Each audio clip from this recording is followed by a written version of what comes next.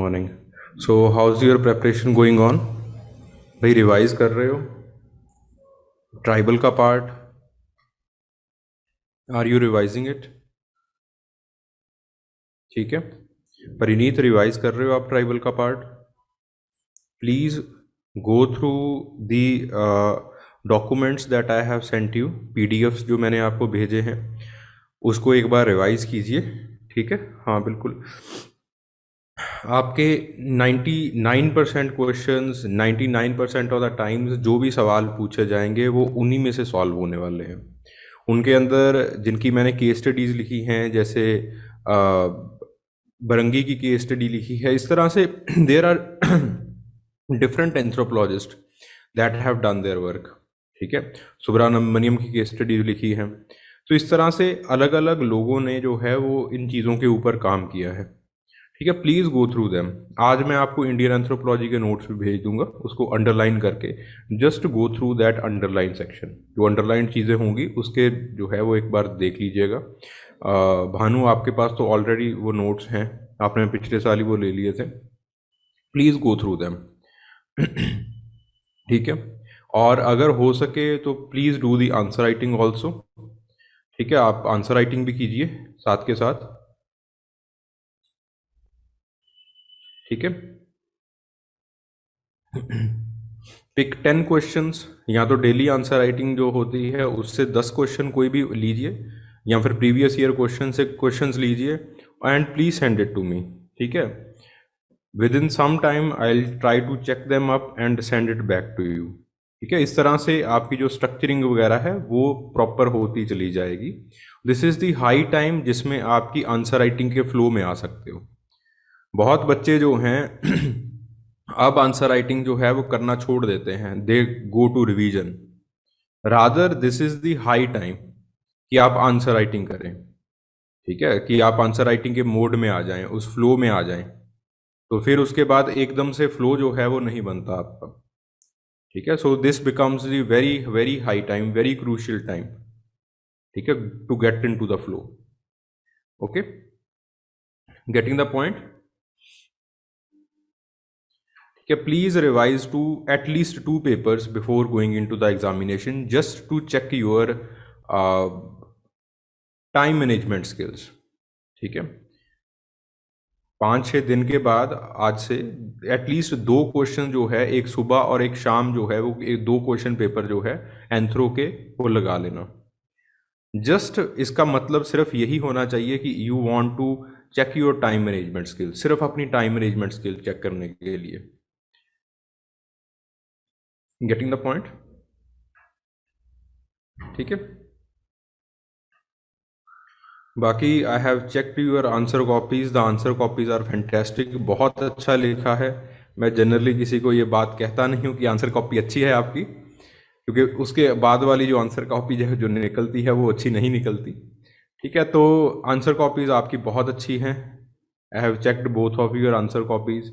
ठीक है, बढ़िया, अच्छा लिख रहे हो आप। जस्ट जो एग्जामिनर की डिमांड होती है, replicate, try to replicate that, eventually you will go through. ठीक है, थोड़ा सा अपने जो है वो आंसर राइटिंग स्किल्स के ऊपर, मतलब जो प्रेजेंटेशन स्किल्स हैं उनके ऊपर थोड़ा सा ध्यान दीजिए। परिनीत, थोड़ा सा आपका जो प्रेजेंटेशन है वो थोड़ा सा लैग कर रहा है।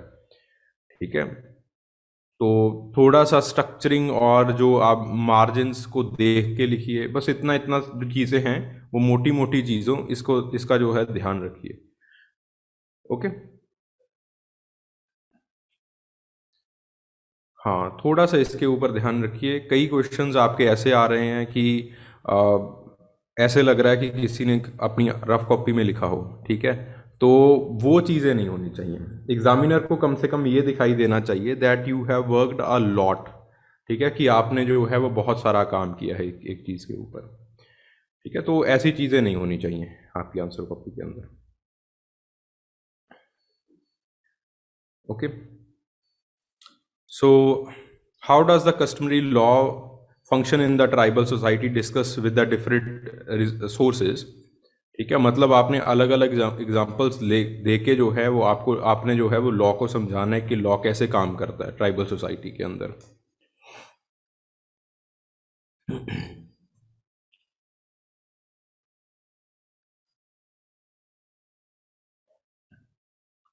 ओके, सो हाँ, law and justice in the simple societies. This is the law and justice in the simple societies. So Majumdar और मदन की डेफिनेशन है, law consist of the set of the principles which permit the use of the force, ठीक है, to maintain the political and the social organisation within the territory. ठीक है, तो इस तरह से Malinowski argues that the primitive law are regarded as the obligations. ठीक है, तो आपके पास एक इंटरनल ऑब्लिगेशंस होते हैं, जो लॉज जो हैं वो इंटरनल ऑब्लिगेशंस बाइंड करते हैं, और ये आपके पास एक साइकोलॉजिकल मोटिव होता है, एक साइकोलॉजिकल एक पुश लॉज जो हैं वो मेंटेन करते हैं एक आपके पास ट्राइबल सोसाइटी के अंदर। ठीक है, तो उन्होंने एक किताब लिखी थी, crime and custom in the savage society. उसके अंदर वो कहते हैं कि जो आपके पास इंटरनल कंट्रोल मैकेनिज्म्स हैं in the tribal societies that are much more evident, वो काफ़ी अच्छे हैं, वो काफ़ी ज़्यादा एविडेंट हैं, ठीक है, ट्राइबल सोसाइटीज के अंदर, rather than the external mechanisms. Okay, so this is the nature of law. Louis जो है फिर उसके बाद नेचर ऑफ लॉ समझाते हैं कि लॉ किस तरह से आपके पास ट्राइबल सोसाइटीज़ और यानी कि परमिटिव सोसाइटीज़ और मॉडर्न सोसाइटीज़ में अलग अलग नेचर का होता है। सो परमिटिव सोसाइटीज़ में वो समझाते हैं that you have the limited territorial extent. ठीक है, तो आपके पास जो ज़्यादातर जो है वो आपके पास जो ट्राइबल सोसाइटी है वो किनशिप बॉन्ड्स के ऊपर बनी होती है, यानी कि रिश्तेदारियों के ऊपर बनी होती है, और आपके पास जो रिश्तेदारियां हैं वही जो सोशल कंट्रोल हैं एक इंडिविजुअल के ऊपर वो रखती हैं। कई बार किसी एक इंडिविजुअल की गलती के लिए उसके दूसरे रिश्तेदार को भी जो है वो पनिश किया जा सकता है, लेकिन आपके पास आज की सोसाइटीज़ में ऐसा नहीं होता। ठीक है, so it is done by Louis ने एक किताब लिखी थी 1919 में, प्रिमिटिव सोसाइटी। फिर उसके बाद एथिकल एंड मॉरल वैल्यूज जो है वो आपके पास they are determined by the laws and customs. ठीक है, for example adultery, incest, witchcraft, these and such other wrongs they are considered sins by people, and customary laws they are designed to act against them। ठीक है, तो आपके पास there are customary laws, in your society there are formal laws, आपके पास formal laws होते हैं, formal constitution है आपके पास। Then the public opinion they are it is highly valued, group feeling ना टूटे, तो इसके लिए जो है वो आपके पास लॉज को इन्फोर्स किया जाता है ताकि ग्रुप फीलिंग्स नहीं टूटनी चाहिए। ठीक है, लेकिन आपके पास जो है पब्लिक ओपिनियन आज के लॉज के अंदर जो है वो नहीं इतना वैलिड होता, rather the logic is valid. ठीक है, so while the public opinion it is important, the decision makers they are usually the elders, but here the decision makers they are the knowledgeable person called जज। ठीक है, वो आपके पास जो है डिसीजन मेकर्स होते हैं, there is a formal process of choosing a जज।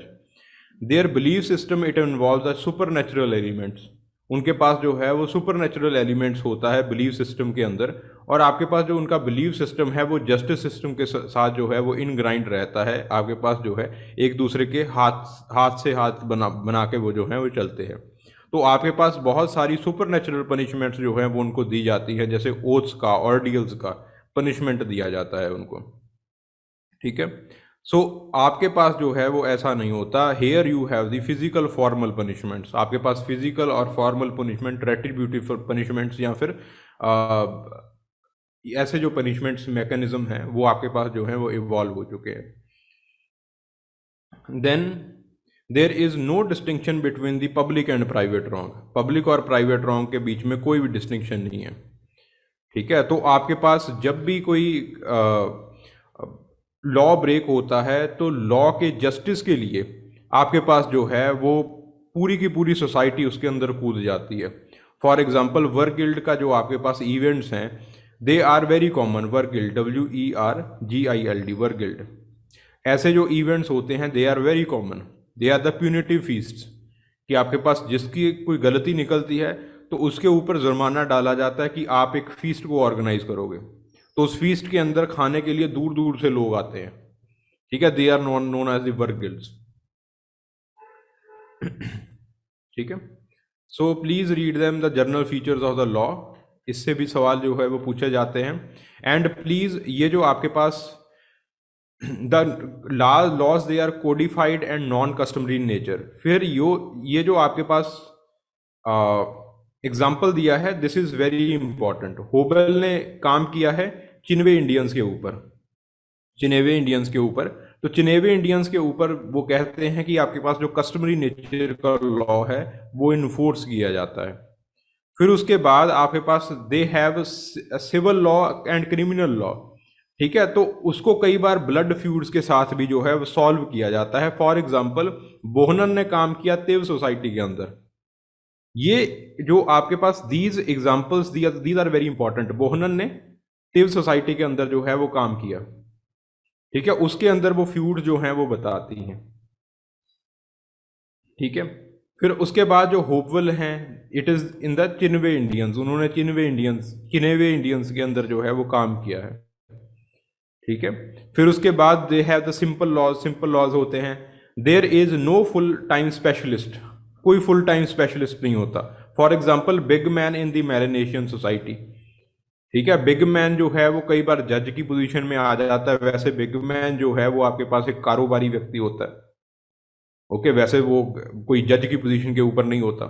इसी तरह से आपके पास इन खाप्स के अंदर जो है वो आपके पास जो खाप के एरियाज होते हैं उसके अंदर आपके पास एल्डर पंचायत होती हैं। एल्डर पंचायत का मतलब जो बुजुर्गों की पंचायत होती है, ठीक है, वो आपके पास जो है वो एक डिसीजन मेकिंग को मेंटेन करके रखते हैं।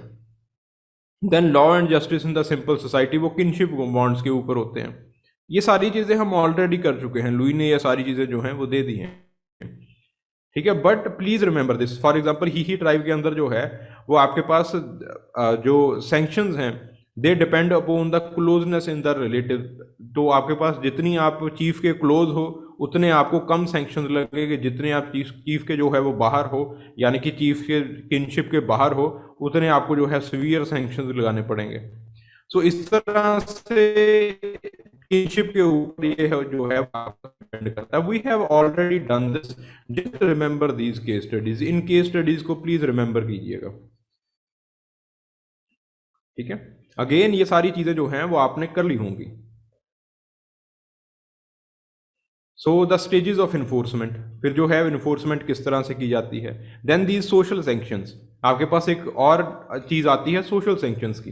These social sanctions, this concept of social sanctions, it was introduced or it was advocated by Radcliffe Brown। ये रेडक्लिफ ब्राउन ने अंडमान आइलैंडर्स के अंदर जो है वो एडवोकेट किया था। ये आपके पास सोशल सैंक्शंस लगाए जाते हैं। Social sanctions are two types, primary and secondary sanctions. The primary sanctions there are two types, positive and negative. Positive के अंदर फिर से डिफ्यूज्ड ऑर्गेनाइज्ड, नेगेटिव के अंदर फिर से डिफ्यूज्ड ऑर्गेनाइज्ड। डिफ्यूज्ड का मतलब जैसे हर इंसान से आपको प्रेज मिले, that is diffused sanction. Organize sanction का मतलब क्या है कि एक समारोह किया जाए और उसके अंदर आपको मेडल पहना दिया जाए, वो ऑर्गेनाइज हो गया। सो इस तरह से आपके पास जो सोशल सैंक्शंस हैं they are divided into two parts. Then अब आता है लॉ इन्फोर्समेंट कैसे होता है प्रिमिटिव सोसाइटीज के अंदर, ठीक है। ये आपके पास जो था वो सवाल था कि आपके पास किस तरह से लॉ को इन्फोर्स किया जाता है। सबसे पहली जो चीज है वो है एक पर्सन की इंटेंशन। सबसे पहले इंटेंशन देखी जाती है। For example in the Rengma Nagas there importance is given to the intent of crime, ठीक है। तो मर्डर और एक्सीडेंटल होमोसाइड के अंदर जो है वो डिस्टिंग्विश करते हैं। फिर उसके बाद collective responsibility. For example Eskimos वो यूनिफाइड फोर्स की तरह जो है वो एक्ट करते हैं। तो अगर किसी को जो है कोई बाहर वाला व्यक्ति, किनशिप टाइप से बाहर वाला व्यक्ति जो है कोई सॉसरी या विचक्राफ्ट कर रहा है, सिमिलरली आपके पास Rengma Nagas consider setting their fire to jungle to be a grave offence, और जो एक विलेज है वो दूसरी विलेज के ऊपर धावा बोल सकता है इसके कारण। तो एक कलेक्टिव रिस्पॉन्सिबिलिटी जो है वो ऑर्गेनाइज की जाती है। देन एविडेंसेस, ठीक है। Evidences for example Rengma Nagas के अंदर ओथ टेकिंग जो है उसको एविडेंस माना जाता है कि किसी ने जो है वो ओथ ले ली। ऑर्डियल्स, दीज आर ऑल्सो एविडेंसेस, मलेर के अंदर ऑर्डियल्स दिलाए जाते हैं, ठीक है। डिविनेशंस, अजांडे ऑफ अफ्रीका के अंदर डिविनेशंस होते हैं। डिविनेशन का मतलब क्या है कि आपको जो है वो क्या कहते हैं कि आ, किसी को जो है वो जहर वगैरह खिलाया जाएगा और ये माना जाएगा कि अगर ये इंसान सच बोल रहा है तो ये जो फॉर एग्जांपल इन अजांडे अफ्रीकन जो चेचिन है उसको जो है वो पॉइजन खिलाया जाता है और ये माना जाता है कि अगर ये इंसान सच बोल रहा है तो भगवान आके इस चेचिन को बचा लेगा। सिमिलरली देयर आर एक्सटॉर्शंस, ठीक है। कोमाचे के अंदर husband can choke his wife, ठीक है। लीगली वो जो है वो अपनी वाइफ को चोक कर सकता है अनटिल और अनलेस जिसके साथ उसका जो प्रेम संबंध है वो अपना प्रेम संबंध जो है वो कबूल नहीं लेती। Similarly you have Slavey Indians, Slaveys के अंदर क्या है, sorry, similarly you have in the Malayer Indians you have the a one performance of Slavey, ठीक है। कि स्लेवी की परफॉर्मेंस होती है that is just like ordeals, वो बिल्कुल ऑर्डियल्स की तरह होती है। That you had to lick the red hot iron axe, ये रेड हॉट आयरन एक्स को आपको लिक करना होता है, ठीक है। सो इस तरह से दीज आर द एविडेंसेस, इस तरह से आप एविडेंस, तीसरा स्टेप जो है वो आपके पास एविडेंस का होता है। So then fourth one it is of punishment, तो आपको पनिशमेंट दी जाती है। अब एविडेंस आपके खिलाफ पाए गए तो आपको फिर से जो है वो पनिशमेंट दी जाएगी। इसके अंदर again there are many punitive fines का हमने ऑलरेडी, प्यूनिटिव फीस्ट का हमने ऑलरेडी जो है वो कंसेप्ट, वीरगिल्ड का कंसेप्ट जो है वो हमने कर लिया है। फिर उसके बाद है रेगमा नागास। रेगमा नागास में उसका घर जला दिया जाता है जो आपके पास होमोसाइड के केस में दोषी पाया जाता है, ठीक है।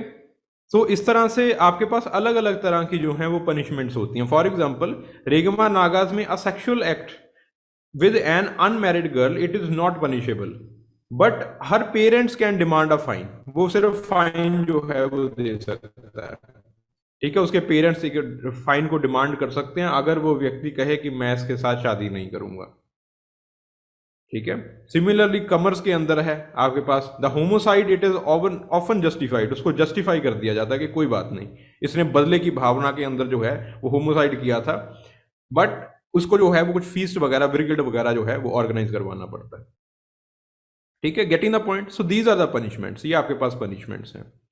फिर उसके बाद enforcement of the law and punishment, इसके बाद इन्फोर्समेंट की जाती है, ठीक है। इन्फोर्समेंट कैसे, by the help of the supernatural. Yako और मुसाई के अंदर सुपरनेचुरल का बहुत फियर है, ठीक है। तो उनको रहता है कि अगर जो है वो कुछ गलत हो गया तो सुपरनेचुरल हमें बख्शेगा नहीं। Similarly this is very important, magic and which craft it is also a mechanism of law and punishment. Magic और विच क्राफ्ट भी एक लॉ एंड पनिशमेंट का एक मैकेनिज्म है। फॉर एग्जाम्पल इन टोकोपियंस के अंदर जो है वो रेमंड फिर्थ ने ये स्टडी की है कि आपके पास जो मैजिक है वो एक लॉ एनफोर्समेंट और स्टेटस को मेंटेन करने का एक जरिया होता है। प्लीज रिमेंबर दिस, इसके ऊपर सवाल आ चुका है, ठीक है, कि आपके पास जो है किस तरह से सॉसरी जो है वो इंटरपर्सनल रिलेशनशिप्स को मेंटेन करके रखती है। ऑब्वियसली सॉसरी जो है वो इंटरपर्सनल रिलेशनशिप्स को मेंटेन करके रखती है। टोकोपियंस के अंदर रेमंड फिर्थ ने देखा कि वहां पे सॉसरी है, वहां पे विच क्राफ्ट किया जाता है, काला जादू है वहां पे।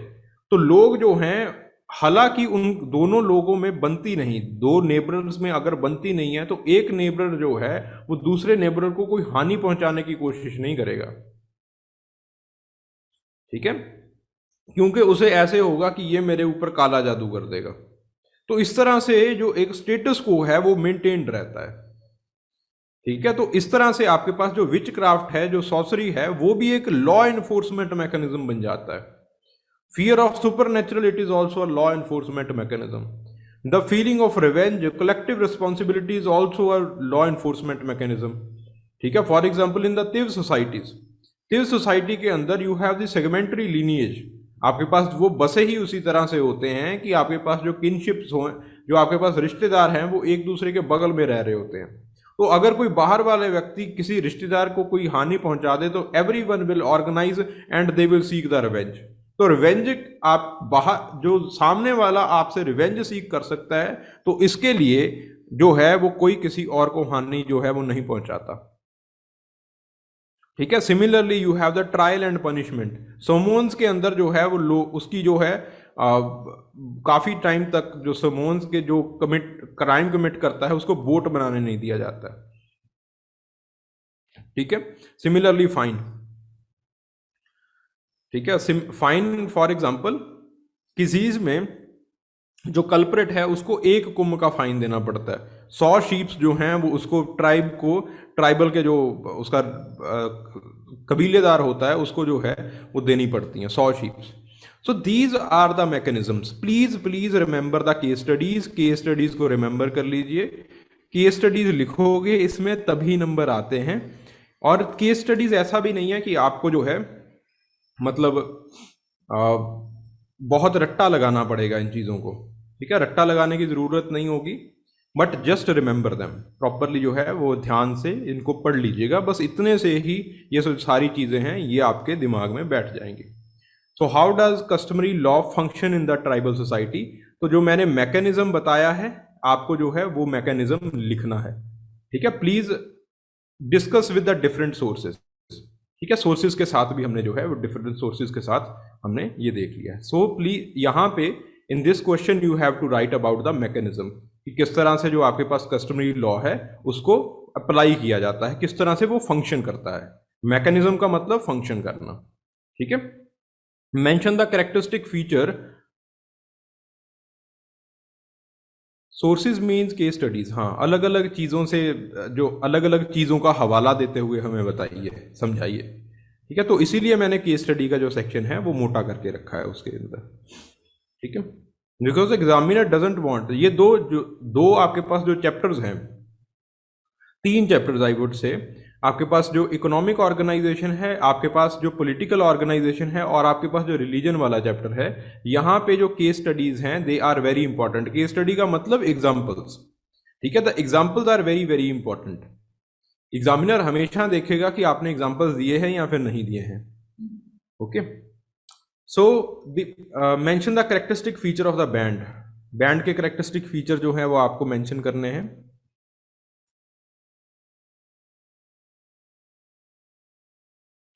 ठीक है।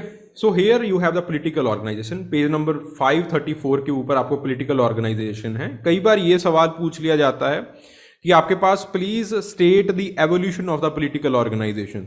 पॉलिटिकल ऑर्गेनाइजेशन किस तरह से इवॉल्व हुई हैं। तो political organization according to the different like आपके पास बहुत सारे ऐसे एवोल्यूशनिस्ट हैं। For example you have साहलिन्स।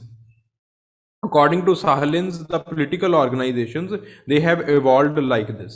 सबसे पहले आपके पास बैंड आई, फिर आपके पास जो है ट्राइबल सोसाइटी आई। मॉर्गन ने भी ऐसे ही एवोल्यूशन जो है वो दिया है। ठीक है।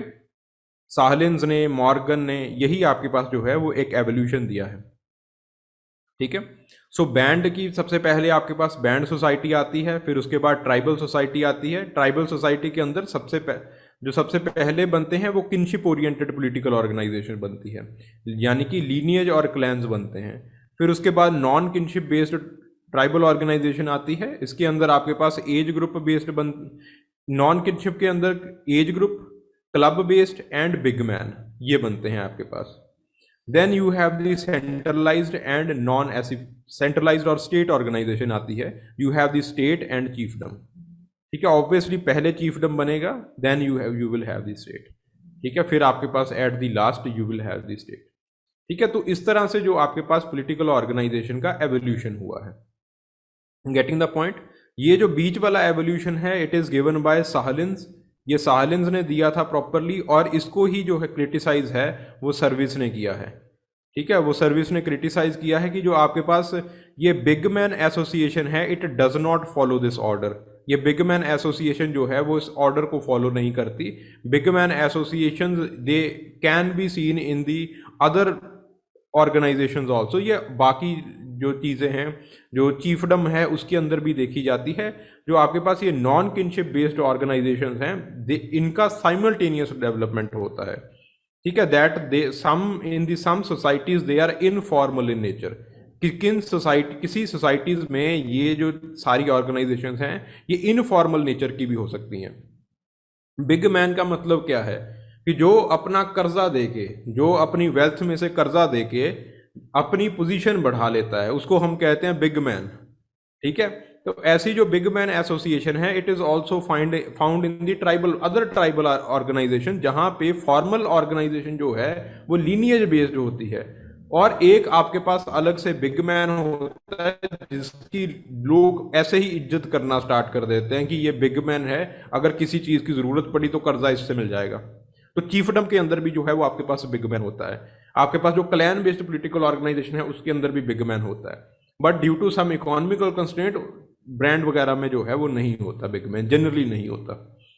ठीक है, so the non kinship based organization services that they are the non formal organizations, वो आपके पास नॉन फॉर्मल ऑर्गेनाइजेशंस हैं, and they can exist simultaneously with the formal organizations. तो कई बार जो है वो ये सवाल पूछ लिया जाता है कि पॉलिटिकल ऑर्गेनाइजेशंस किस तरह से इवॉल्व हुई हैं। तो इस तरह से आपको पॉलिटिकल ऑर्गेनाइजेशन का एवोल्यूशन लिखना है। ठीक है, कि सबसे पहले बैंड आई, फिर ट्राइबल आई, फिर चीफडम आई, फिर स्टेट आई। ठीक है, बीच वाला जो ऑर्गेनाइजेशन है किनशिप में, सबसे पहले लीनियज आपके पास किनशिप बेस्ड बनती है, फिर आपके पास किनशिप बेस्ड में लीनियज क्लैन आती है, और उसके बाद जो है वो आपके पास नॉन किनशिप बेस्ड बननी स्टार्ट हो जाती हैं उसके बाद। पर सर्विस कहते हैं कि नो, दे एग्जिस्ट साइमल्टेनियसली। जो नॉन किनशिप बेस्ड हैं ये नॉन फॉर्मल होती हैं, तो ये साथ के साथ जो है एग्जिस्ट करती रहती हैं। Getting the point? भाई समझ में आ रहा है सबको? So band, please read them. Leadership कैसी होती है, इनका डिसीजन मेकिंग कैसा होता है, कोई परमानेंट लीडर नहीं होता। लीडरशिप जो है वो स्पिरिचुअल होती है, किसी जो आपके पास ज़्यादातर जो इनफॉर्मल हेडमैन होते हैं, जो एल्डेस्ट मेंबर होता है, जो सबसे अच्छा हंटर होता है, जो रिचुअल्स जानता होता है, तो उनको जो है उन लोगों को लीडर बना दिया जाता है। ठीक है, तो पावर जो है वो क्रिज्मा के बेस्ड के ऊपर होती है। ठीक है, so this is the band organization, ये आपके पास बैंड ऑर्गेनाइजेशन है। एंड प्लीज राइट 1 और 2 केस स्टडीज। आप एक केस स्टडी लिख दीजिए, एस्कीमोज का केस स्टडी लिख दीजिएगा। ये एस्कीमोज के अंदर जो है वो जब भी कोई फ्यूड वगैरह होता है, I have already written there, कि जब आपके पास जो है कोई फ्यूड वगैरह होता है तो किस तरह से जो है वो एस्कीमोज जो हैं वो अपने फ्यूड को जो है, देयर इज अ हेडमैन, आपके पास एक एल्डर मेंबर होता है, who is also the medicine man, जो कि मेडिसन मैन भी होता है। मेडिसन मैन का मतलब क्या है, जो सॉसरी वगैरह जो कर रहा होता है, वाइट मैजिक जो कर रहा होता है। ठीक है, तो वो जो है वो दोनों का जो है निपटारा करवा देता है। Sometimes there are punitive feast organize करवा देता है। तो इस तरह से जो है वो चीज़ों का निपटारा हो जाता है उसके अंदर। ठीक है, so these things you have to write, ये सारी चीज़ें जो हैं वो बैंड के अंदर जो है वो लिखनी है आपको। ठीक है, अगर सवाल जो है वो आपके पास ज़्यादा नहीं है, सो बैंड ही हमने जो है, अगर आपके पास कंटेंट ज़्यादा नहीं है तो आपके पास बैंड ही हमने इकोनॉमिक ऑर्गेनाइजेशन के अंदर किया था।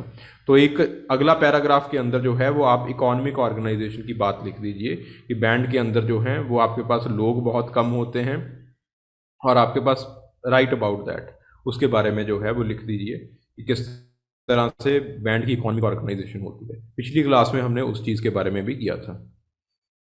Okay, so please read leadership system. Leadership system में मैंने एक करीम मोजोंग का एग्जांपल जो है वो दिया है कि आपके पास क्वर्ल कैंप्स बना के वो जो है वो आपके पास एक लीडरशिप को सेटल कर, जो क्वर्ल्स को या फिर कोई भी उनके अंदर डिस्प्यूट हो तो उसको जो है वो सेटल करते हैं। ठीक है, then the kinship based organization, in the kinship based organization, okay, हाँ, जो किनशिप बेस्ड ऑर्गेनाइजेशन है, kinship based organization in the first example आपके पास जो है लीनियज बेस्ड का, उसके अंदर तिव का एग्जांपल दे दीजिए। ठीक है, तिव के अंदर जो है वो इस तरह से on the basis of lineage people are settled. This question has also be asked with the कि आपके पास सेगमेंटरी लीनिएज जो है वो इसका सिस्टम बताइए। ठीक है, so Tiv society, it is Tiv society of Nigeria, it is in the, and जो नुएर्स हैं सूडान के, ठीक है, वो जो आपके पास है उन्होंने वो जो हैं वो इस तरह से एक सेगमेंट्री लीनिएज के अंदर रहते हैं। और सेगमेंट्री लीनिएज की जो सेंट्रल पोजीशन है उसके अंदर होता है लुपार्ड स्किन चीफ न्यूएर्स के अंदर। ठीक है, तो आपके पास जो है वो एक आर्बिट्रेटर की तरह एक्ट करता है, समझौता करवाता है। Then you have the clan based, Winnebago Indians में क्लैन बेस्ड होती है, thunderbird, bear, buffalo, wolf, water spirit, elk, इस तरह से जो है वो आपके पास क्लैंस के जो इंटर क्लैन काउंसिल होती है, ये आपके पास 6 क्लैंस हैं उनके अंदर, विनबागो इंडियंस के अंदर। आपके पास एक इंटर क्लैन और काउंसिल होती है, और वो इंटर क्लैन और काउंसिल जो है वो कन्फ्लिक्ट्स को सुलझाती है। फिर आपके पास नॉन किनशिप बेस्ड ऑर्गेनाइजेशन है, कि सिग्गीज के अंदर नॉन किनशिप बेस्ड ऑर्गेनाइजेशन होती है। ठीक है, उसके अंदर 2 एज ग्रुप्स होते हैं, एक सीनियर एल्डर्स का, एक वॉरियर्स का। वॉरियर जो हैं वो सीनियर एल्डर से राय लेके दोनों जो हैं वो एक दूसरे के साथ कोऑर्डिनेशन बना के चलते हैं। ठीक है, club based political organization, Cheyenne Indians के अंदर ये क्लब बेस्ड पॉलिटिकल ऑर्गेनाइजेशन होती है, that you have the military club, political club, warrior, इस तरह से military club and political club, they are the famous clubs there. Then Kapauku के अंदर, वेस्ट गिनी के अंदर आपके पास जो है वो बिग मैन को टोनोवी कहा जाता है। ठीक है, तो टोनोवी जो है वो लोगों को खूब सारा जो है वो धन दौलत देता है, खूब सारे उनको पैसे देता है, एंड स्किलफुली वो जो है वो आपके ही बिकम्स दी बिग मैन, वो बिग मैन बन जाता है। तो big man association, it is very informal kind of association. आपके पास कोई प्रॉपर जो इसका क्या कह सकते हैं कि कोई प्रॉपर इसका ऑफिस नहीं होता। ठीक है, कहीं ना कहीं हर पॉलिटिकल ऑर्गेनाइजेशन में हर किसी के पास अपना एक ऑफिस है, ऑफिस की सर्टन डिमांड्स हैं, लेकिन बिग मैन की कोई डिमांड नहीं है। तो बिग मैन एसोसिएशन जो है वो किसी भी पॉलिटिकल एसोसिएशन में जिसके अंदर इकोनॉमी बूस्ट कर रही हो उसके अंदर पैदा हो जाती है। तो ये आपके पास प्रॉपर जो है वो बिग मैन एसोसिएशन या फिर क्लब एसोसिएशन जो है वो एक प्रॉपर यूनिलिनियल मॉडल वो फॉलो नहीं करते। तो these non kinship based organization, these are the non formal kind of organization, और ये कहीं पे भी बन सकती है, कहीं पे भी एग्जिस्ट कर सकती है, विद जहाँ पे पैरेलली आपके पास जो है वो किनशिप बेस्ड ऑर्गेनाइजेशन या फिर फॉर्मल ऑर्गेनाइजेशन चल रही हैं। ठीक है, तो आपके पास जो है देयर इज चीफडम। चीफडम के अंदर आपके पास again on the basis of blood आपके पास जो है वो ये बने होते हैं। फॉर एग्जांपल हवाई के अंदर, तिती के अंदर ये जो है दैट चीफडम जो है वो ऑर्गेनाइज है। ही ट्राइब के अंदर आपके पास चीफडम है। Then you have the state system. In the state system you have the modern state system, legislative, executive, judiciary. ठीक है, getting the point. So this is the evolution, ये आपके पास एक एवोल्यूशन है। ठीक है, ऑर्गेनाइजेशंस का। So state system, they are again of 2 types, non industrial, for example Swazis of Swaziland. ठीक है, आपके पास डुअल मोनार्ची है उनके अंदर, and one is industrialized in the Victorian society. Okay, so these things you should remember. Please remember the case studies also, case studies को भी remember कीजिएगा।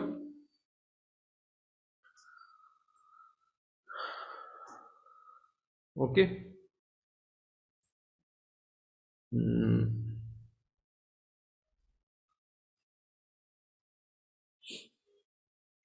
Discuss the different social control mechanisms in the simple society, that we have done. अलग अलग social control mechanisms क्या होते हैं, इसके अंदर भाई सोशल सैंक्शंस भी आपने लिखने हैं। ठीक है, सोशल कंट्रोल मैकेनिज्म्स, ऑर्डियल्स वगैरह वो सारा कुछ हमने कर, जो एवरीथिंग वी हैव डन। एक बार जो है वो फिर से देख लेते हैं हम। ठीक है, so this is the social control, ये आपके पास सोशल कंट्रोल है। ठीक है, सोशल कंट्रोल को रेडक्लिफ ब्राउन किस तरह से समझाते हैं कि आपके पास जो है political organization is that aspect of the total organization which is concerned with the control and the regulation with the use of the physical force. तो एक इंडिविजुअल को जो है वो कैसे फिजिकल फोर्स के साथ या फिर जो इंटरनल सैंक्शंस के साथ आप कैसे ऑर्गेनाइज कर सकते हो। ठीक है, please go through the theories of the social control. कई बार शॉर्ट नोट पूछा जाता है तो वहां पे एग्जामिनर एक्सपेक्ट करता है कि आप थ्योरीज लिखें। हेनरी मेन ने एंशियंट लॉ के अंदर जो है ये एक थ्योरी दी है कि सबसे पहले आपके पास कस्टम्स आए। सबसे पहले जो आपके पास सोशल कंट्रोल मैकेनिज्म था वो कस्टम्स के हिसाब से वो बना, और कस्टम्स कैसे आए। तो हेनरी मेन कहते हैं कि आपके पास there is something called the social contract, आपके पास कुछ सोशल कॉन्ट्रैक्ट होता है। तो सोशल कॉन्ट्रैक्ट के आधार के ऊपर आपके पास जो है वो सोशल कस्टम्स बन गए, और जो आपके पास सोशल कस्टम्स हैं वो आपके पास जो है वो लोगों का सोशल कंट्रोल करना जो है वो उन्होंने स्टार्ट कर दिया। फिर उसके बाद एमाइल डरकाइम ने डिवीजन ऑफ लेबर 1897 के अंदर किताब लिखी। तो वहाँ पे वो सोशल कंट्रोल मैकेनिज्म को, इन the simple societies everyone is doing one type of work, तो सॉलिडेरिटी जो है वो मेंटेन होनी चाहिए। तो इमाइल डरकाइम डिवीजन ऑफ लेबर के अंदर जो है वो आपके पास दो तरह की सॉलिडेरिटीज के बारे में बात करते हैं, एक है ऑर्गेनिक सॉलिडेरिटी, दूसरी है मैकेनिकल सॉलिडेरिटी। ठीक है, तो वो कहते हैं कि आपके पास जो ऑर्गेनिक सॉलिडेरिटी है, ऑर्गेनिक सॉलिडेरिटी तो आपके पास उस तब बनती है जब अलग अलग लोग एक दूसरे के ऊपर इंटरडिपेंडेंट हों। इंटरडिपेंडेंट का मतलब क्या है कि आपको खाने की ज़रूरत है और कुक को पैसे की ज़रूरत है, तो आपने कुक को कह दिया कि भैया मेरे लिए खाना बना दो, मैं आपको पैसे दे दूंगा।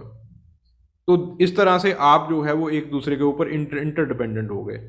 ट्राइबल सोसाइटीज़ में ऐसा कोई काम नहीं होता। तो ट्राइबल सोसाइटीज़ टूट ना जाएं तो उसके लिए यू हैव द लॉज, तो उसके लिए आपके पास जो सोशल कंट्रोल है, सोशल सैंक्शंस हैं वो लगाए जाते हैं। यू हैव दी ब्राउनसरा मलिनोस्की, फिर आपके पास ब्राउनसरा मलिनोस्की है। वो कहते हैं कि आपके पास in this crime and custom in this savage society, जो इन्होंने किताब लिखी, he refutes this clear-cut distinction between the primitive and the advanced societies by describing the maintenance of the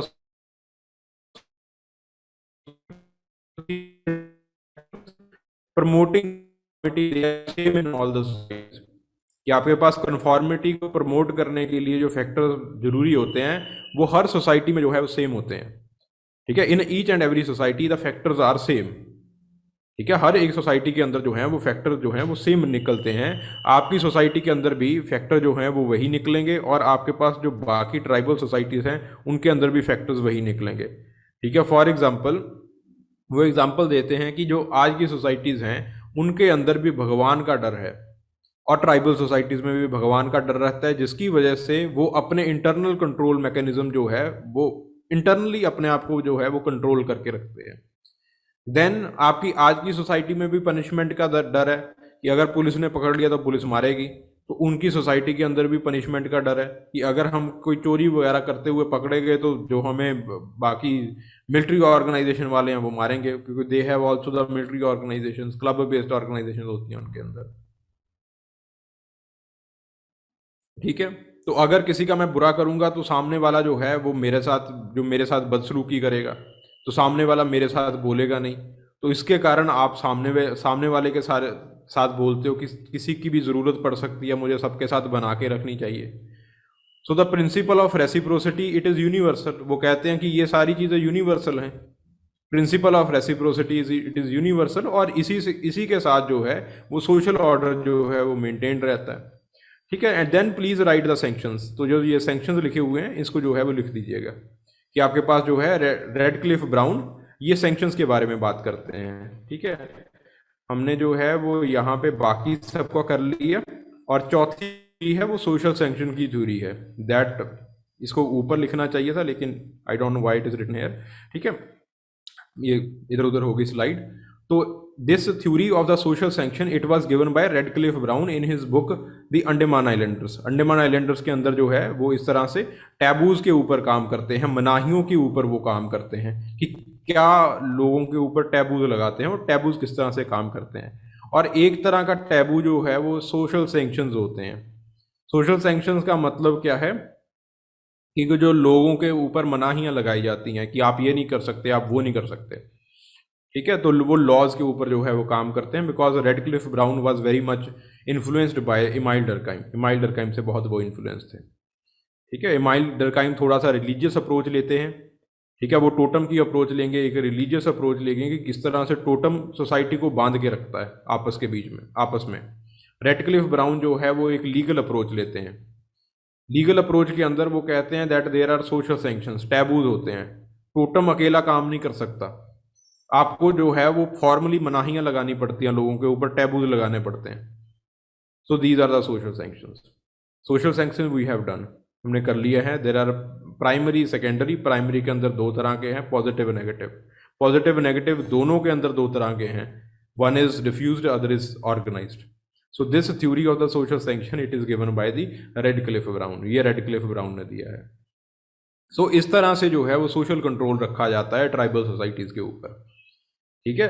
चार आपके पास एंथ्रोपोलॉजिस्ट हैं, Henry Maine, he is an evolutionist, वो आपके पास एवोल्यूशनिस्ट हैं। एमाइल डर्कहाइम ने ये जो थ्योरी दी है, it is the structural approach, Emile Durkheim की यहाँ पे एक स्ट्रक्चरल अप्रोच रही है। And then Bronislaw Malinowski, he has given the functionalist approach. And आपके पास जो रेडक्लिफ ब्राउन है, he has given the structural functionalist approach, उन्होंने स्ट्रक्चरल फंक्शनलिस्ट अप्रोच के साथ दिया है इस चीज को। तो इस तरह से आपके पास जो है the social order it is maintained in the tribal societies. Tribal societies के अंदर जो है वो एक सोशल ऑर्डर जो है वो मेंटेन किया जाता है, मेंटेन रखा जाता है। Okay,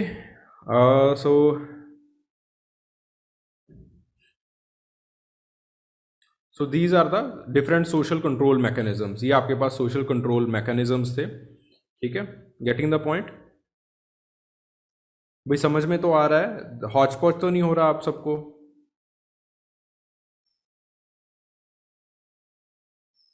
everybody getting the point?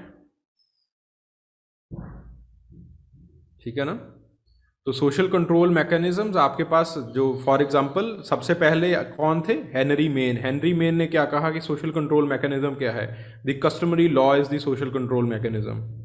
फिर उसके बाद आपके पास दूसरे कौन से आए? इमाइल डर्कहाइम आए। इमाइल डर्कहाइम क्या कहते हैं कि आपके पास जो टोटम है, ठीक है, जो आपके पास मैकेनिकल सॉलिडेरिटी है, टोटम जो इन्फोर्स करता है वो होती है मैकेनिकल सॉलिडेरिटी।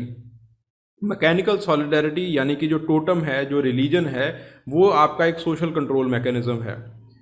फिर तीसरे आपके पास आते हैं मलिनोस्की। मलिनोस्की कहते हैं कि आपके पास जो कस्टमरी, जो आपके पास जो सारे लॉज होते हैं वो यूनिवर्सल होते हैं। उसी तरह से there is something called the reciprocity. Reciprocity that is universal and this is the mechanism of the social control. फिर उसके बाद चौथे आपके पास आते हैं रेडक्लिफ ब्राउन। रेडक्लिफ ब्राउन क्या कहते हैं? That there are social sanctions. आपके पास सोशल सैंक्शंस होते हैं, that is the mechanism of social control, ठीक है। वो चीजें आपको जो है वो यहां पे समझानी है। आपके पास पहली अप्रोच है एवोल्यूशनरी अप्रोच, जो कस्टमरी लॉज को मानती है। फिर दूसरे हैं आपके पास स्ट्रक्चरलिस्ट अप्रोच। स्ट्रक्चरलिस्ट वो टोटम को मानते हैं कि रिलीजन वो आपके पास सोशल कंट्रोल बनाता है, क्योंकि दो तरह की सॉलिडेरिटी है, एक है आपके पास मैकेनिकल सॉलिडेरिटी, दूसरी ऑर्गेनिक। ऑर्गेनिक तो आजकल की दुनिया में होती है, और आपके पास जब पहले था तब you have the mechanical solidarity, तब आपके पास मैकेनिकल सॉलिडेरिटी थी, तो रिलीजन वाज देयर। रिलीजन उनके अंदर बहुत स्ट्रेंथन रहता है, टोटम बहुत स्ट्रेंथन रहता है क्लैन के अंदर। तो क्लैन के अंदर जो है सोशल कंट्रोल वो टोटम रखता है, ठीक है। फिर उसके बाद आपके पास तीसरे जो हैं वो आपके पास आते हैं मलिनोस्की, वो रेसिप्रोसिटी बताते हैं। खैर वो बहुत और चीज़ें बताते हैं जो मैंने प्रॉपरली बताई हैं कि आपके पास सारी चीज़ें यूनिवर्सल हैं। भगवान का डर होता है उनको, उनको पनिशमेंट का डर होता है। सबसे जो वो कॉमन चीज़ बताते हैं वो कहते हैं रेसिप्रोसिटी। आज की दुनिया के अंदर भी है और पहले भी थी, ठीक है। तो इस तरह से आपके पास देन रेडक्लिफ ब्राउन वो लीगल अप्रोच लेते हैं, इमाइल डर्कहाइम से थोड़ा सा हट जाते हैं और लीगल अप्रोच लेते हैं। वो कहते हैं कि लॉज होते हैं, उनके अंदर सोशल सैंक्शंस लगाए जाते हैं, वो इंटरनल भी होते हैं, एक्सटर्नल भी होते हैं, सेकेंडरी होते हैं, प्राइमरी होते हैं, इस तरह से, ठीक है। सो ये जो सारी चीजें हैं that you have to write. Differentiate between the state and the stateless societies, ठीक है, अभी हमने किया। That you can do. Discuss the nature and the law, nature of law and justice in the simple society citing the suitable examples, ठीक है। Nature of law it was given by Lowie in his book the primitive culture और primitive society was sorry his book in 1919, ठीक है। तो उन्होंने जो है वो अपनी एक किताब लिखी जिसके अंदर जो है वो नेचर जो है वो सोसाइटी का बताया कि लॉ का नेचर क्या है। बेसिकली उन्होंने जो है वो डिफरेंशिएट किया था दोनों के बीच में। Then after that you have to give the case studies, जो कि नेक्स्ट पेज के अंदर आपको जो है वो दी गई है, ठीक है। So this is it. Then band and the tribal societies that we have already done. Chiefdom in the tribal societies that again we have already done, ठीक है। तो वापस जाइएगा 534 पेज के ऊपर, वहां पे जो है वो चीज़ों को देख लीजिएगा। ठीक है। Describe the evolution of the political system that we have described, that the evolution सबसे पहले आपके पास जो थे वो मॉर्गन ने डिस्क्राइब किया था। जस्ट रिमेंबर दैट, उसको रिमेंबर कर लीजिएगा। जो आपके पास जो क्लासिकल एवोल्यूशनिज्म के अंदर है, क्लासिकल एवोल्यूशनिज्म के अंदर मॉर्गन पहले बताते हैं कि सबसे पहले बैंड चली, फिर आपके पास किस तरह से ट्राइबल सोसाइटीज बनी, फिर आपके पास जो है वो आपके पास किस तरह से इस चीज़ का जो है स्टेट तक एवोल्यूशन होता है। ठीक है, just go through that table, table को देख लीजिएगा। सबसे पहला जो आपने पॉइंट लिखना है वो मॉर्गन का लिखना है। Then after Morgan you will write the Service. आपके पास जो साहलिन्स की जो है अप्रोच है, तो साहलिन्स सबसे पहले कहते हैं कि आपके पास जो है वो band society I. Band society के बाद जो है वो आपके पास ट्राइबल सोसाइटीज बननी स्टार्ट हो गई। ठीक है, ट्राइबल सोसाइटी में दो तरह की सोसाइटी बनी। सबसे पहले किनशिप ऑर्गेनाइजेशन बनी, फिर वो कहते हैं कि आपके पास नॉन किनशिप ऑर्गेनाइजेशन बनी। ठीक है, फिर आपके पास जो है वो चीफडम्स बननी स्टार्ट हो गई, और फिर आपके पास जो है स्टेट ऑर्गेनाइजेशन बननी स्टार्ट हो गई। स्टेट ऑर्गेनाइजेशन दो ऑर्गेनाइजेशन बनी। दो ऑर्गेनाइजेशन कैसी के, एक नॉन इंडस्ट्रियलाइज्ड, एक इंडस्ट्रियलाइज्ड। इस तरह से आपके पास वो कहते हैं कि यूनिवर्सल एवोल्यूशन हुआ है आपके पास जो पॉलिटिकल सिस्टम का। फिर आपके पास देयर इज सर्विस उसको जो है वो थोड़ा सा रिमार्क करके थोड़ा सा ठीक करते हैं कि आपके पास इसी के साथ जो है तो एक दूसरा एवोल्यूशन भी होता है नॉन किनशिप टाइप ऑर्गेनाइजेशन का, नॉन फॉर्मल ऑर्गेनाइजेशन का, जिसके अंदर आपके पास बिग मैन आ जाते हैं। आपके पास जो है वो एज सेट्स आ जाते हैं।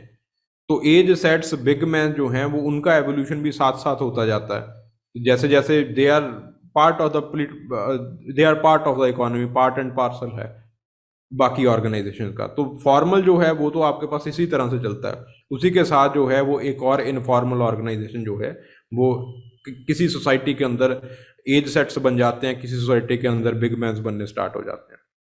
ठीक है, तो this is all part and parcel of the economy. जो आप जब आपके पास अलग अलग अपने अपने सिचुएशन के हिसाब से अलग अलग सोसाइटीज इस तरह के जो इनफॉर्मल ऑर्गेनाइजेशंस हैं, नॉन किनशिप बेस्ड ऑर्गेनाइजेशंस हैं, वो डेवलप कर लेती है। ठीक है, तो इस तरह से जो है वो आपको एवोल्यूशन ऑफ पॉलिटिकल सिस्टम जो है वो करना है। Then the primitive society, it is governed by the traditional customary law. Do you agree with the statement?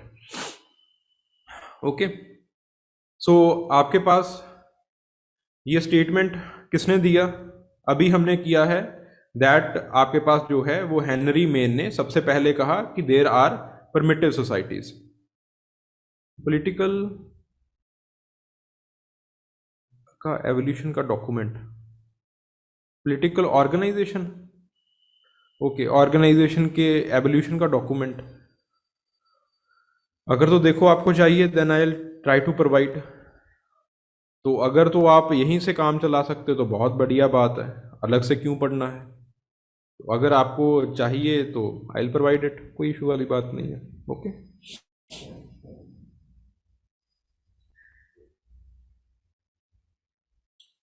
Okay, चलिए। So the primitive society, it is governed by the traditional customary laws. भाई किसकी statement है ये? आपके पास evolutionist Henry main, उन्होंने एक किताब लिखी थी एंशिएंट सोसाइटी, उसके अंदर उन्होंने जो है वो ये बात कही। Do you agree with the statement? Explain. तो आपके पास जो है वो दोनों चीज़ों को जो है वो आपने बताना है। सबसे पहले कस्टमरी लॉज को बताना है। Customary laws we have already done, कि यही बात जो है फिर उसके बाद लुई ने बताई कि आपके पास कस्टमरी लॉज जो हैं वो किस तरह के होते हैं ट्राइबल सोसाइटीज़ के अंदर। जो लुई ने सारी चीज़ें बताई हैं वही लिखनी है कि they are all kinship based. जो इन्फोर्समेंट मैकेनिज्म है वो भी किनशिप के ऊपर होता है। There is force of supernatural in it, supernatural का एक फोर्स आ जाता है। And then give the examples, फिर उसके जो है वो एग्जाम्पल्स दे दीजिएगा। ठीक है, फिर उसके बाद जो है you have to write the other people. तो बाकी लोगों को जो है वो एक क्रिटिसिज्म की तरह जो है वो लिख दीजिएगा। ठीक है, कि बहुत सारे लोगों ने इस चीज़ यही चीज़ का खंडन तो नहीं किया, but other people they have described the another way around. ठीक है, बाकी लोगों ने जो है वो कुछ और वे जो है वो उन्होंने बताया है। उसके अंदर जो है वो बाकी लोगों की जस्ट जो स्टेटमेंट्स हैं वो आपको लिखनी है। ठीक है, तो सवाल जो हैं वो तोड़ मरोड़ के वहीं से पूछे जाते हैं। ठीक है, अब ये तो देखो, ये सवाल जो है वी हैव ऑलरेडी डन, इसको हमने ऑलरेडी कर लिया है। ठीक है,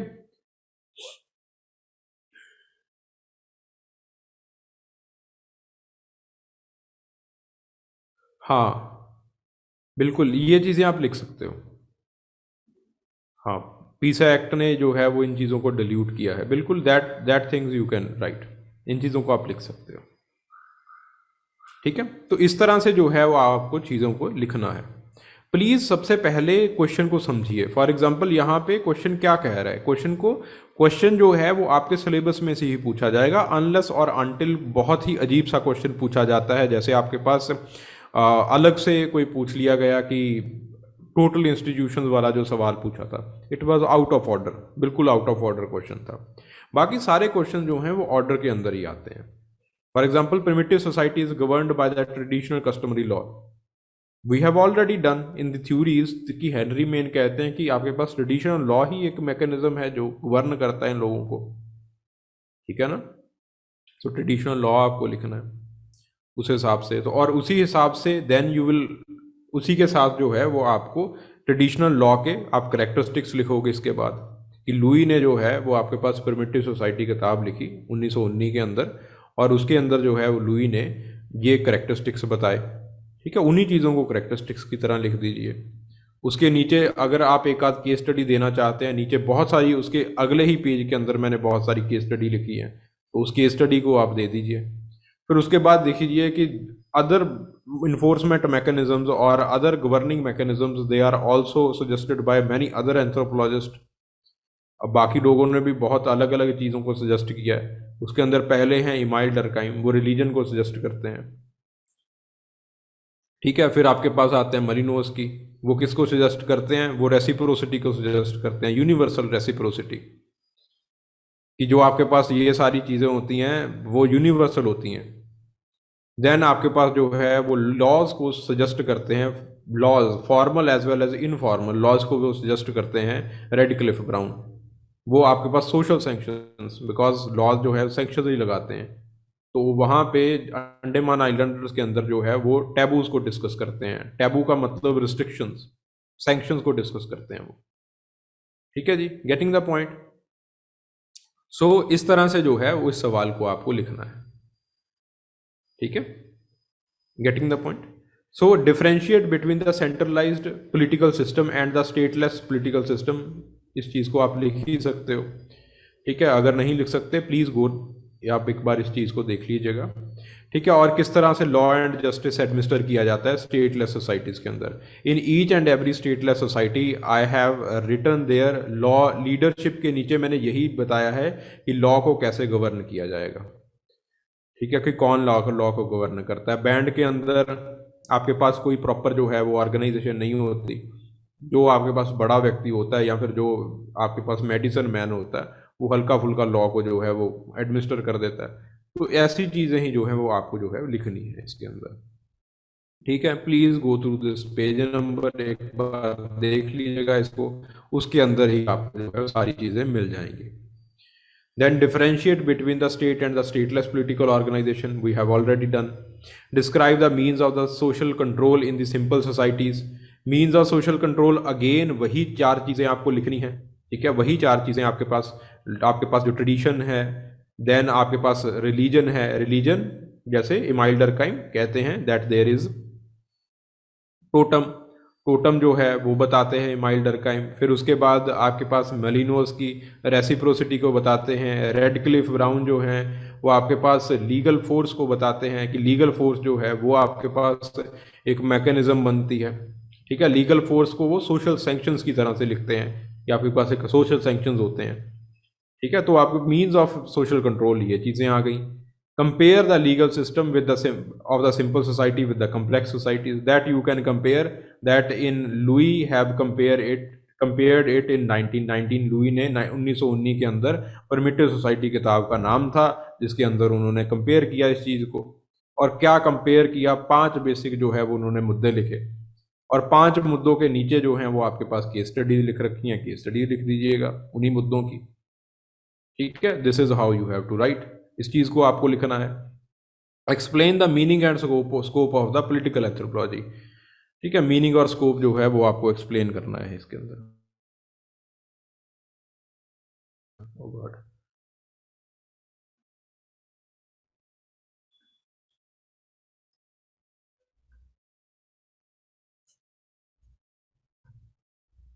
ठीक है जी। सो पॉल बोनन, उन्होंने सोशल एंथ्रोपोलॉजी के अंदर जो है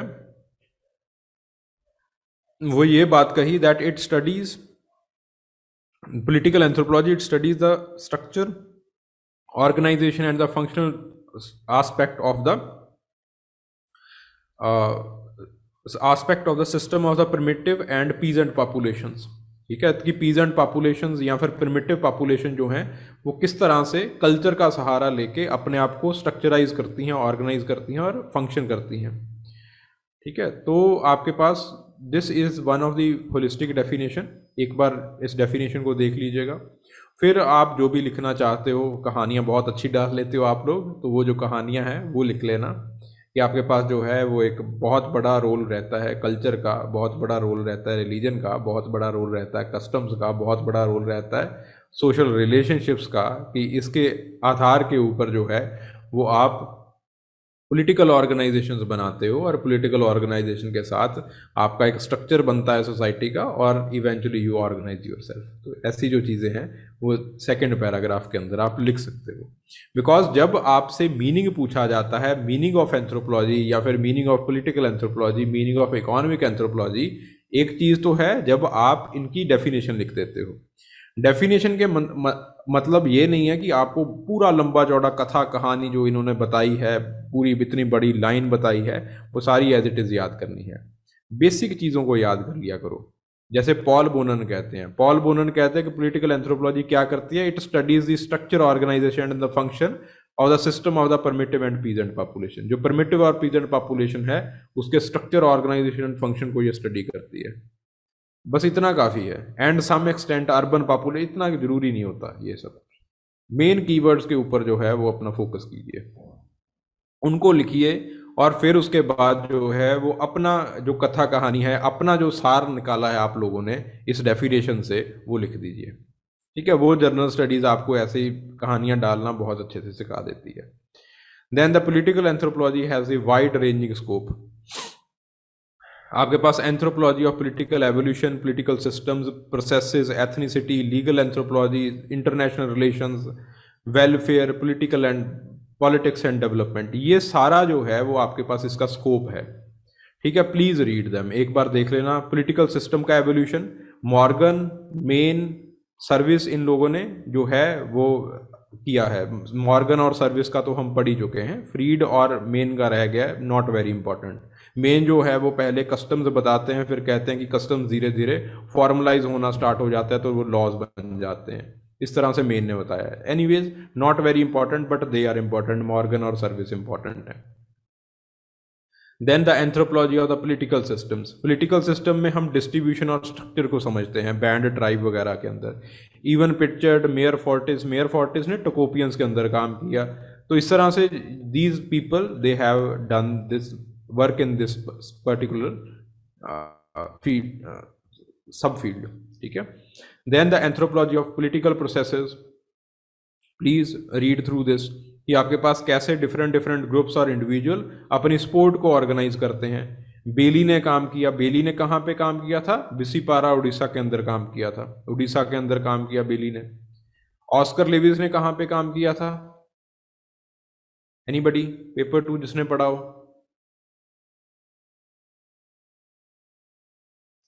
किसी ने पेपर 2 पढ़ा हो, ऑस्कर लेविस ने इंडिया के अंदर पॉलिटिकल एंथ्रोपोलॉजी में कहाँ पे काम किया,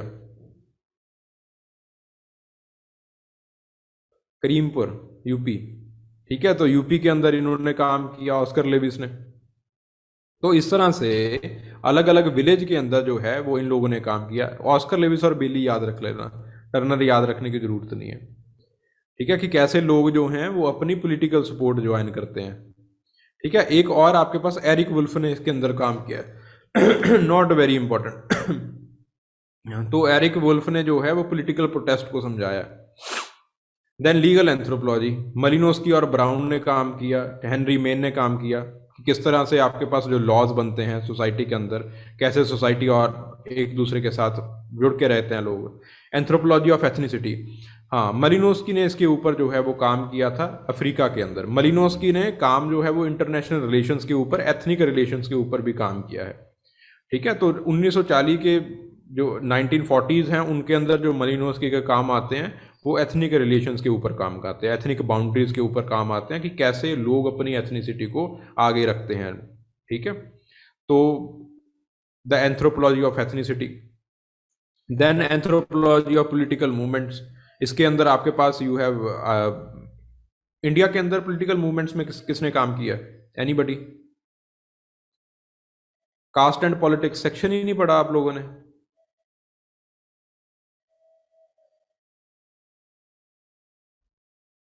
Rajni Kothari, William Wiser, William Wiser ने काम नहीं किया है। विलियम वाइजर ने एक छोटा मोटा हो सकता है काम किया हो, बट एग्जामिनर जो है वो रजनी कोठारी, याद रखना, रजनी कोठारी। इसका मतलब पेपर 2 नहीं आपका है ना? पेपर 2 पढ़ा ही नहीं आपने फिर, इसका मतलब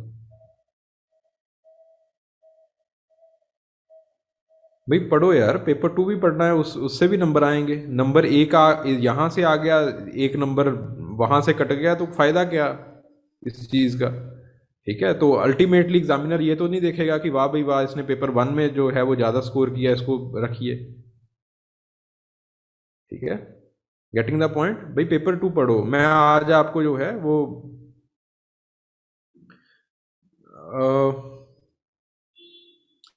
मैं कोशिश तो करूँगा, मैं कोशिश तो करूँगा, I am trying my best, but कोई सेशंस आपके मिस हो जाते हैं मेरे से।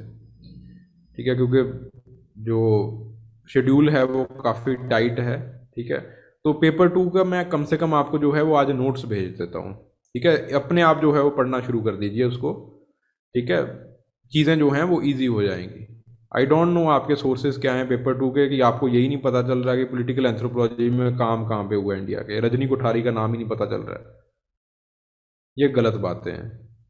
ठीक है, तो सवाल आ गया कास्ट एंड वायलेंस के ऊपर, क्या लिखोगे आप? या फिर सवाल आ गया how politicization of caste it is facing India, shaping India, तो उसको कुछ लिख ही नहीं पाओगे उसके अंदर, तो कहानियां लिखने बैठ जाओगे कि ऐसे जी इसके अंदर लड़ाई होगी जी, फलां हो गया, धमकान हो गया। ये गलत बातें हैं। ठीक है, तो प्लीज़ रीड दैट, उन नोट्स को मैं भेज दूंगा आपको, आप एक बार जो है वो रीड कर लेना उन चीज़ों को। ठीक है, एनीवेज, सो पॉलिटिकल मूवमेंट्स, आपके पास टी.आर. विलियम ने जो है वो काम किया बोर्नियो पीपल के अंदर। ठीक है, तो किस तरह से जो फेस्टिवल्स हैं, ड्रम्स हैं, रेजिस्टेंस मूवमेंट्स जो हैं वो ऑर्गेनाइज होती हैं। हाँ, और किसने काम किया है ट्राइबल्स के अंदर, पॉलिटिकल मूवमेंट्स के अंदर किसने काम किया है? एनीबडी? के.एस. सिंह, पिछले साल ही सवाल आया था। के.एस. सिंह ने काम किया। ठीक है, सो प्लीज ट्राइबल को भी देख लेना भाई, इसका मतलब आपने ट्राइबल भी नहीं पढ़ा। ठीक है, गलत बात है ये। Okay, then the anthropology of international relations, again Malinowski has done the work, Benedict ने इनके ऊपर काम किया है, रेस के ऊपर काम किया है। देन एंथ्रोपोलॉजी ऑफ वॉरफेयर, ठीक है, आपके पास जो है वाद्या ने इसके ऊपर काम किया है, ओटर बीन ने काम किया है, ओटर बीन ने नॉर्थ ईस्ट इंडिया के अंदर भी काम किया है। ठीक है, नागाज के अंदर काम किया ओटर बीन ने। ठीक है, तो प्लीज़ किस तरह से लोग अपने आप को ऑर्गेनाइज करते हैं और आर्टिलरी वगैरह जो है वो शेप करते हैं। ठीक है, उसके बाद जो है वो anthropology of politics and development, उसके अंदर जो है वो आपके पास ग्रीड्स ने काम किया है। ठीक है, कि किस तरह से जो है वो लोग लैंग्वेज, एथनिसिटी, कल्चर को जो है वो अपनी आइडेंटिटी का पार्ट बनाते हैं और खुद को जो है वो ऑर्गेनाइज करते हैं। ठीक है, गेटिंग द पॉइंट? भाई पावर एंड लेजिटिमेसी एक बार देख लीजिएगा। ठीक है, एंथ्रोपोलॉजिकल अप्रोचेस टू पावर, यहाँ से सवाल पूछे जा सकते, अभी तक प्रॉपरली पूछे नहीं गए हैं बट पूछे जा सकते हैं। ठीक है। The first is the evolutionary approach. Evolutionary approach हम ऑलरेडी कर चुके हैं, सर्विस ने जो है वो इस तरह से इसका एवोल्यूशन दिखाया है कि इस तरह से इसका एवोल्यूशन होता है। फ्रीड ने कहा है एगैलिटेरियन सोसाइटी थी, स्ट्रेटिफाइड सोसाइटी थी, फिर उसके बाद स्टेट सोसाइटी बन गई। ठीक है, एक बार जो है वो इन चीज़ों को प्लीज देख लीजिएगा। कंसेंसनल अप्रोच ये पिक्चर ने दी है। According to this approach the power is the cultural entity. ठीक है, आपके पास जो पावर है वो एक कल्चरल एंटिटी होती है और लोग जो हैं वो कल्चर को यूज़ करते हैं, ठीक है, अपनी पावर को जो है वो डिस्क्राइब करने के लिए। ठीक है, तो उन्होंने जो पिक्चर का काम है वो कहाँ पे है, वो नुवेर्स के अंदर काम है। तो वो नुवेर्स के अंदर, नुवेर्स ऑफ सूडान के अंदर जो है वो काम करते हैं कि किस तरह से उनका एक सेगमेंटरी लीनिएज होता है और वो जो लोग हैं वो अपनी कल्चरल एंटिटी को, अपनी किनशिप को, अपनी लीनिएज को वो एक मतलब सेंट्रल पोजीशन बनाते हैं और उसके अराउंड जो है वो अपने आप को ऑर्गेनाइज करते हैं। ठीक है, तो इस तरह से जो है वो बताते हैं कि किस तरह से ट्राइबल सोसाइटीज के अंदर जो सिस्टम है वो बहुत स्ट्रांग रहता है। Then you have the dynamic approach of Edmund Leach. Dynamic approach of Edmund Leach says कि देयर आर टू ऑर्गेनाइजेशंस। उन्होंने जो है वो काचिन्स के अंदर काम किया, बर्मा के अंदर, तो उसके अंदर वो बताते हैं कि आपके पास दो ऑर्गेनाइजेशंस होती हैं। ठीक है, आपके काचिन्स के अंदर जो है वो दो ऑर्गेनाइजेशंस होती हैं, एक होती है गुमसा, दूसरी होती है गुमला। और लोग जो हैं वो कभी एक चीज़ को चूज करते हैं, कभी वो दूसरी चीज़ को चूज करते हैं। ठीक है, so this is the Edmund Leach. इसको एडमंड लीच की आपने जो है वो फिलॉसफी के अंदर पढ़ा होगा, जो चैप्टर 6 के अंदर है, जो स्ट्रक्चरल अप्रोच में है। लेवी स्ट्रॉस के बाद हम एडमंड लीच करते हैं। तो एडमंड लीच जो हैं वो इस तरह से बताते हैं कि जो काचिन की ट्राइब है उसके अंदर दो political organization. I will send you the notes, इसके मैं नोट्स आपको भेज दूंगा, हल्के से ही है। ठीक है, इसको एक बार देख लेना कि एक गुमसा होती है, दूसरी होती है गुमला। और लोग जब गुमसा से उब जाते हैं तो गुमला की तरफ चले जाते हैं, गुमला से उब जाते हैं गुमसा की तरफ चले जाते हैं। तो इसी को जो है वो एडमंड लीच कहते हैं कि इसी की वजह से आपके पास हार्मोनिक एंड डिसहार्मोनिक पोजेशंस बनते हैं, कि लोग पेंडुलम की तरह ऐसे एक्सट्रीम्स की तरफ भागते रहते हैं। Then conflict approach, it is given by the Max Gluckman. और इसी कन्फ्लिक्ट अप्रोच से एक एथनोग्राफी बनती है जिसको हम कहते हैं कन्फ्लिक्ट एथनोग्राफी। ठीक है, उन्होंने जूलू ट्राइब के अंदर जो है वो स्टडी की है कि किस तरह से ऑपोजिशन की वजह से लोग जो हैं वो देर कि आपके पास जो है there are several segments in the lineage which are in opposition with each other. जब भी आपके पास जो है वो एक कन्फ्लिक्ट की सिचुएशन क्रिएट होती है तो आपके पास जो है वो एक क्या कहते हैं कि आपको when ever there is conflict in the relationship between the segments they go change. ठीक है, जब भी आपके पास कन्फ्लिक्ट होता है तो जो सेगमेंट्स हैं वो कुछ ना कुछ चेंज कर लेते हैं ताकि कन्फ्लिक्ट को बचाया जा सके। फिर उसके बाद है transactional approach by Barth and Bailey, F Barth and Bailey. Barth का काम ये जो है वो बहुत इंपॉर्टेंट है। बाथ का काम जो है वो यूसुफी पठान्स के अंदर, पाकिस्तान के अंदर है। तो वो बताते हैं कि किस तरह से लोग जो हैं वो अपनी एथनिसिटी के अराउंड जो हैं वो एक बैलेंस क्रिएट करने के लिए, अपनी पावर को क्रिएट करने के लिए एक दूसरे को ऑर्गेनाइज करते हैं, एक दूसरे के साथ जो है वो ऑर्गेनाइज करते हैं। ठीक है, तो दिस इज वेरी इंपॉर्टेंट। बेली का जो इसी चीज के ऊपर काम है वो आपके पास जो है वो ओडिशा के अंदर है, बिसीपारा विलेज के अंदर। तो बिसीपारा विलेज के अंदर उन्होंने जो है वो एक फील्ड स्टडी की है। बात की जो फील्ड स्टडी है वो यूसुफी पठान्स के अंदर है। ठीक है, कि लोग जो हैं वो अलग अलग संबंध बनाते हैं, कभी किसी के साथ शादी का संबंध बना लेंगे, कभी कुछ कर लेंगे, कभी कुछ कर लेंगे, ताकि जो पावर डिफरेंशियल्स हैं उनको बैलेंस किया जा सके। ठीक है, तो इस तरह से लोग अलायंस बनाते हैं अलग अलग लोगों के साथ। ठीक है, एफ जी बेली का जो काम है it is in the Odisha, वो ओडिशा के अंदर काम है। ठीक है, गेटिंग द पॉइंट। तो प्लीज रिमेंबर दीज, इन चीजों को, इन अप्रोचेस को एक बार देख लीजिएगा। They are important, the question can be asked here. यहां से जो सवाल है वो पूछा जा सकता है। ठीक है,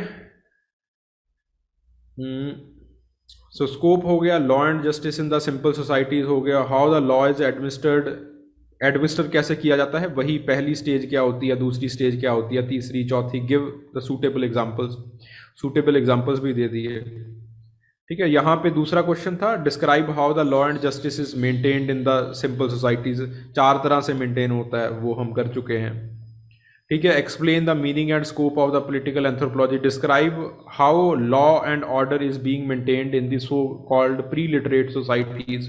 तो आपके पास जितनी भी प्रिमिटिव सोसाइटीज़ हैं, जो चीफडम तक की सोसाइटीज़ हैं, उनके अंदर जो भी मैंने चीज़ें लिखी हैं वो लिखनी हैं। ठीक है, go through those pages, you will find them. ठीक है, then the next topic it is the religion. आपके पास रिलीजन है, प्लीज़ एक बार जो है वो इस go through the at it. ठीक है, एक बार जो है वो इसके देख लीजिएगा, अगर कोई सवाल बच जाए तो हाँ, एक ये चीज़ आती है बिल्कुल, that do you think that the stateless political system it can function in the modern society, modern society के अंदर स्टेटलेस पोलिटिकल सिस्टम जो है वो फंक्शन कर सकता है। In the modern society there is one theory, बहुत क्रिटिसाइज थ्योरी है ये, जिसको हम कहते हैं द थ्योरी ऑफ एनार्ची। ठीक है, एनार्ची की थ्योरी कहते हैं।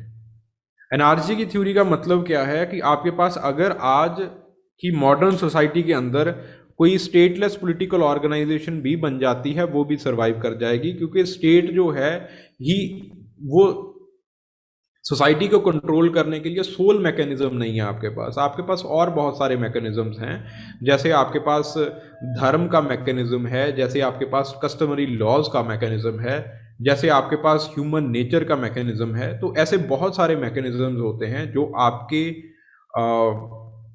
आपकी जो सोशल लाइफ है उसको कंट्रोल करते हैं। सिर्फ स्टेट ही कंट्रोल नहीं करती आपकी सोशल लाइफ को।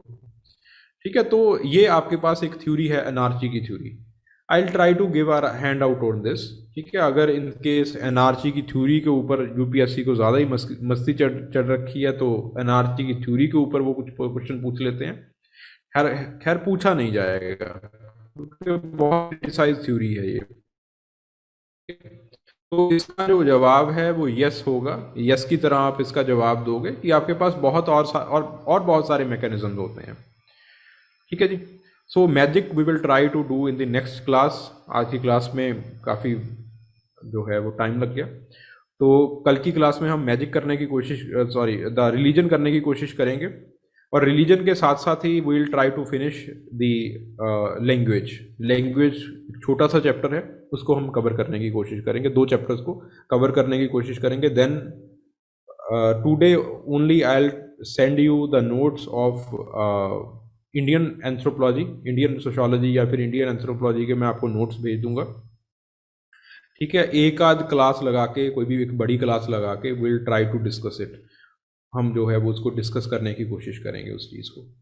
ठीक है, कि क्या क्या चीज़ें इंपॉर्टेंट हैं, क्या क्या उसमें लिखना है।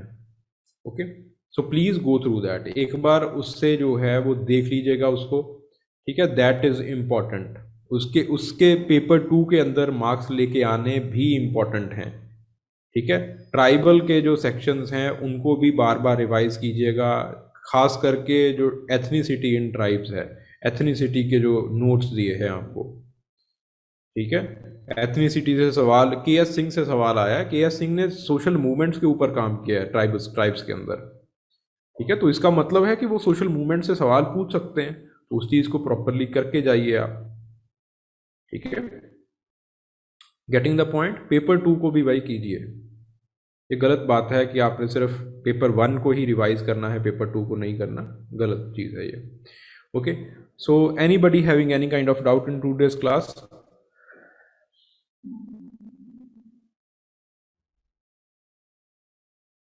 Everything is clear? ठीक है, चलिए एक बार इस चीज़ को रिवाइज कीजिए, देन आप जो है वो पेपर 2 को भी साथ साथ शुरू कीजिए, खास करके जो ट्राइबल है उसको पढ़िए एक बार। ठीक है,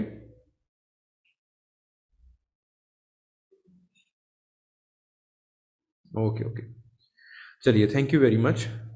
okay, thank you very much.